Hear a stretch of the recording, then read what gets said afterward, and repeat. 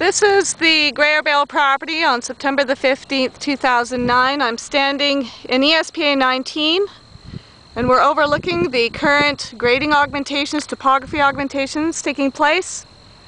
And as you can see, there has been an augmentation to the grading of the hill so that water no longer flows from the top of the hill down to the bottom smoothly as it naturally did. They are adding a hill-like feature where the water will now back up. It cannot go straight down. It will be met with this swale-like formation that they're creating.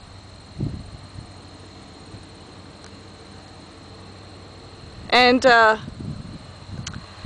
there's water being retained and diverted from Clare Creek in that basin, as you see over there. Huge volumes of water. Over here you see the creek areas are filled with dirt, and they have lowered the grading on the other side of the fence so that the water is being diverted down into this ponded area instead of allowing the natural flow to the north as it used to be. So this is just to give you a scope of the volumes of water that are there. I can't really get a good angle from this point. There are augmentations taking place on the Clare Meadows property with that dirt there.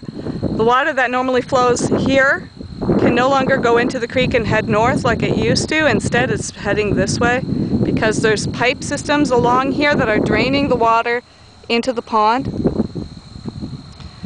I've called the Department of Fisheries about this. I've called the GRCA, the city, the region, the Ministry of Natural Resources. Everybody knows about this, and I'm just waiting for some sort of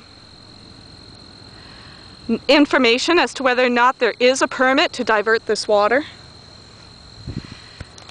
Now, if you see the dirt that's heading onto the Clare Meadows property, it leads to a riparian buffer zone that traverses across the whole area here. That is not for cosmetic purposes, that is actually Clare Creek. In the springtime, there's a torrent of water that falls off of all these hillsides with the spring thaw that feeds into that creek system. And the creek is entirely connected from Greyer Bale up to the main headwater area adjacent to the Vista Hills properties there. Now this is in my view criminal. It's a diversion of water from a known fishery. This will affect water volume, water quality, water quantity, and flow.